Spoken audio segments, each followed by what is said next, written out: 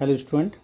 आज हम second chapter देखेंगे, सूक्ष्म जीव किसे कहते हैं। ठीक है, इससे पहले हम चैप्टर 1 हमने कर लिया है, तो प्ले लिस्ट में जाकर चैप्टर 1 देख सकते हैं। ठीक है सभी स्टूडेंट, तो यहाँ देखें सूक्ष्म जीव क्या होते हैं। कुछ तो मित्र होते हैं, कुछ शत्रु होते हैं। ठीक है, सूक्ष्म जीव वो होते हैं जो हमारे को नंगी आंखों से नज़र नहीं आते, मतलब हम जिनको हम देख नहीं सकते हैं। ठीक है, मतलब उनको देखने के लिए हमारे को विशेष यंत्रों की आवश्यकता होती है, उन्हें सूक्ष्म जीव कहते हैं। ठीक है, बात समझ आ रही है। जैसे कि जीवाणु हो गए, कावक हो गए, प्रोटोजोआ हो गए, इस प्रकार के सूक्ष्म जीव आते हैं। ठीक है, तो कई प्रकार के सूक्ष्म जीव आते हैं, जिसमें सबसे पहले आपसे क्वेश्चन पूछेगा वायरस किसे कहते हैं, यानी कि विषाणु किसे कहते हैं।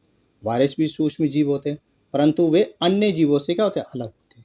वे केवल परपोषी में ही पाए जाते हैं। ठीक है, तो इस प्रकार के होते हैं। जैसे कि वायरस के अंदर आपसे क्वेश्चन पूछेगा, जैसे जुकाम हो गया, इन्फ्लूज़ा हो गया, फ्लू हो गया, खांसी हो गया। ठीक है, ये सारे क्या होते हैं, ये विषाणु होते हैं, नहीं कि वायरस होते हैं। ठीक है, ऐसे आपसे क्वेश्चन ये पूछेगा कि बताइए कि कोरोना क्या था। कोरोना क्या था, एक वायरस था। ठीक है, ऐसे 4 ऑप्शन के अंदर आ सकता है। ठीक है, इसी प्रकार से पूछ सकता है कि डाइजेशन प्रॉब्लम क्या होती है, अतिसार क्या होता है।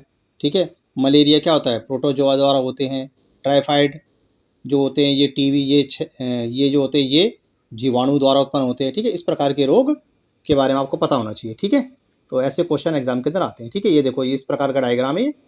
ठीक है, ये कुछ जीवाणु के क्या है डायग्राम है। ठीक है, ये हमारा अमीबा का डायग्राम है, पैरामीजम हो गया। ठीक है, इस प्रकार के आपके बुक के अंदर ये बने हुए हैं। ठीक है, बस इसमें अमीबा देख लेना, बाकी कोई ज़्यादा कुछ खास करने की जरूरत नहीं। ठीक है, अब आता है सूक्ष्म जीव। ठीक है, कुछ सूक्ष्म जीव हमारे क्या होते हैं, मित्र भी होते हैं, कुछ हमारे लिए क्या होते हैं, हार्मफुल भी होते हैं। ठीक है, तो ये देखो, इस प्रकार के वायरस हैं। ठीक है, ये वायरस सारे बने हुए हैं।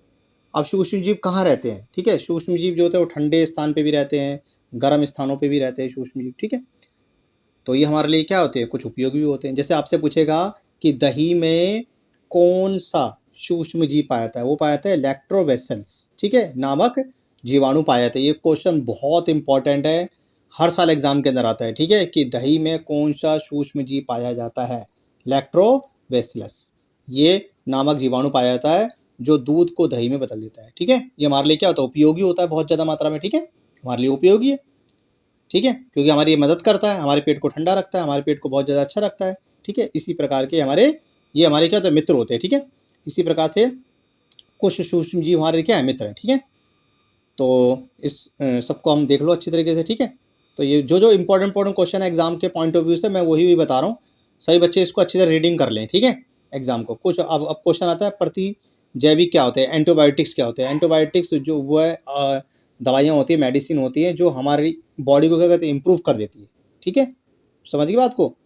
तो इस प्रकार की हम क्या लेते हैं, दवाइयों को लेते हैं। ठीक है, एंटीबायोटिक्स वो होती है, दवाइयाँ लेने से हमारे क्या होते हैं, बॉडी के अंदर इंप्रूवमेंट आ जाती है। ठीक है, तो सेट्रोमाइसिन हो गए, टेट्रासाइक्लिन हो गई, एरेथ्रोमाइसिन हो गई, इस प्रकार की क्या होता है, एंटीबायोटिक दवाइयाँ पाई जाती है। ठीक है, अब हम डॉक्टर के पास जाते हैं कि डॉक्टर साहब हमें बुखार हो गया, बीमार हो गया, तो क्या करता है, कुछ एंटीबायोटिक डाल देता है, हमारी बॉडी को क्या होता है, इंप्रूवमेंट हो जाते हैं, हमारे WBC का इंप्रूवमेंट हो जाते हैं।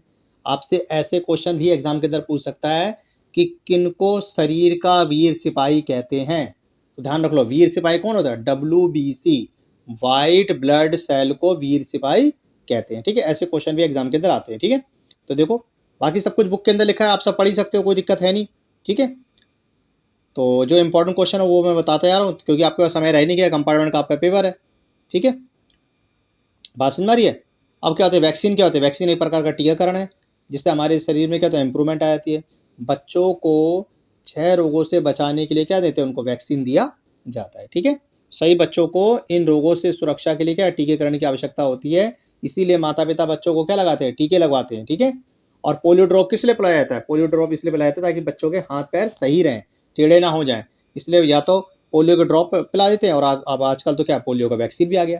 ठीक है, समझ गए बात को। अब आता है प्रतिरक्षा क्या होती है। प्रतिरक्षा का मतलब होता है कि जब रोग कारक सूक्ष्म जीव हमारे शरीर में प्रवेश करते हैं, तो उनको लड़ने के लिए, उनसे लड़ने के लिए हमें क्या होते हैं, प्रतिरक्षक की आवश्यकता होती है। यानी कि जैसे ही हमारे शरीर पर किसी भी वायरस ने या बैक्टीरिया हमारे पर हमला करा है, तो हमारा शरीर क्या करता है, उनसे लड़ने के लिए अपने अंदर क्या प्रतिरक्षक क्षमता उत्पन्न कर लेता है। ठीक है, समझ गई बात को। इसी प्रकार से मिट्टी की उर्वरता आती है। मिट्टी में कई प्रकार की क्या होती है, पाई जाती है, चीज़ें पाई जाती हैं। ठीक है, जिसमें क्या पाया जाता है, नाइट्रोजन भी पाया जाता है। तो आपसे क्वेश्चन ऐसे पूछता है कि दालों की जड़ों में कौन सा बैक्टीरिया पाया जाता है, उसका नाम है राइजोबियम। क्या नाम है? राइजोबियम। ठीक है, ये नीचे की मिट्टी ऊपर और ऊपर की मिट्टी नीचे करता रहता है। ठीक है, समझ गए बात को? ये देखो, ये इस प्रकार के क्या बैक्टीरिया पाए जाते हैं। ठीक है, समझ गए? तो ये डायग्राम वाला कोई इतना इंपॉर्टेंट है नहीं, बस खाली इनको देख लो अच्छी तरीके से। ठीक है, रोगाणु क्या होते हैं, रोग जनक क्या होते हैं। ठीक है, ये सब क्वेश्चन आपको अच्छी तरह देख लेने, एक बार पढ़ लेने, रिवाइज कर लेना इन सब क्वेश्चनों को। ठीक है, अब आता है रोग वाहक क्या होता है। रोग वाहक का मतलब होता है कुछ ऐसे इंसेक्ट होते हैं जो एक जगह से दूसरी जगह बीमारी को फैलाते हैं। जैसे मक्खी होगी, मक्खी क्या होती है, गंदी जगह बैठ जाती है और वही मक्खी खाने पर जाके बैठ जाती है, उन खानों को हम खा लेते हैं, बीमार पड़ जाते हैं। ठीक है, तो इन सब को हमें क्या रखना है, इन सब से हमें अपने आप को बचाना चाहिए। ठीक है, समझिए? इसी प्रकार से क्वेश्चन आ जाता है कि किस मच्छर के काटने से हमारे को क्या आती है, मलेरिया या डेंगू नामक बीमारी हो जाती है। ठीक है, तो उसका नाम है फीमेल एनाफिलीज मॉस्किटो। क्या नाम है बच्चों? फीमेल एनाफिलीज मॉस्किटो, मादा एंडीज मच्छर। ठीक है, तो ये मच्छर के काटने, ये देखो ये मच्छर है, इसके काटने से हमें क्या होता है, मलेरिया हो जाता है। ठीक है, समझ गए बात को? अब आपने एक बार नोट करी होगी, क्या मेल मच्छर ही काटता है या फीमेल मच्छर काटता है? तो आप एक बात को ध्यान रखो, आंसर आपका फीमेल एनाफिलीज मॉस्किटो। इसका मतलब फीमेल मच्छर इसलिए काटती है, मादा मच्छर, क्योंकि उससे क्या चाहिए, लार्वा की आवश्यकता होती है, स्लाइवा चाहिए, वो ब्लड के अंदर पाया जाता है, इसलिए वो ब्लड निकालते हैं हमारे शरीर में से, ताकि वो बच्चे पैदा कर सके। ठीक है, समझ गए बात को? तो सभी बच्चे इसको देख लें। ठीक है, ये रहा आपका, देखो, मनुष्य में सूक्ष्म जीवों द्वारा उत्पन्न सामान्य रोग। ठीक है, जैसे देखो, क्षय रोग किससे होता है? जीवाणु से होता है। खसरा किससे होता है? वायरस से होता है। चिकन पॉक्स किससे होता है? वायरस से होता है। पोलियो किससे होता है? वायरस से होता है। हेजा किससे होता है? जीवाणु से होता है। टाइफाइड किससे होता है? जीवाणु से होता है। हेपेटाइटिस ए जो होता है वो वायरस से होता है। मलेरिया प्रोटोजोआ से होता है। ठीक है, इस प्रकार के क्वेश्चन 100% आएंगे। इस टेबल को अच्छे से देख लो, एक क्वेश्चन 100% आना है इसमें से। ठीक है, चाहे वो मैचिंग के अंदर आ जाए, फिल इन द ब्लैंक्स में, पर आएगा जरूर। ठीक है, सभी बच्चे इसको अच्छी तरह कर लें। ठीक है, बात समझ में आ रही है? इसी प्रकार से आपने देखा होगा कि जो जानवर होते हैं उनके पैरों में बीमारी होती है। ठीक है, जिसको एंथिकस भी बोलते हैं। ठीक है, मवेशियों के पैरों में आ जाती है बीमारी, और उसको क्या करते हैं, उसको आसानी से क्या किया जा सकता है, बीमारी को दूर किया जा सकता है। ठीक है, तो इसी प्रकार से पौधों के अंदर कई बीमारियां पाई जाती हैं। ठीक है, तो पौधों के अंदर क्या करते हैं, हम छिड़काव कर लेते हैं। ठीक है, ताकि दवाइयों का छिड़काव कर लेते हैं, ताकि हमारे पौधे क्या रहे, अच्छे रहें। ठीक है, बात समझ में आ रही है?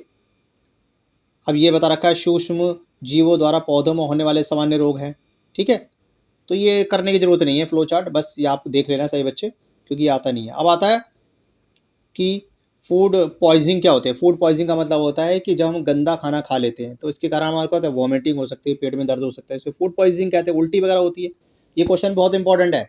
ठीक है, ध्यान रखना, एग्जाम का पूछेगा फूड पॉइजनिंग क्या होती है। फूड पॉइजनिंग का मतलब होता है जब हम किसी शादी पार्टी इत्यादि पे जाते हैं या हम गंदा खाना खा लेते हैं, तो इससे हमारे को उल्टी होती है, वॉमिटिंग हो सकती है, पेट में दर्द हो सकता है, इसे हम क्या कहते हैं, फूड पॉइजनिंग कहते हैं। ये क्वेश्चन बहुत बार आया हुआ है।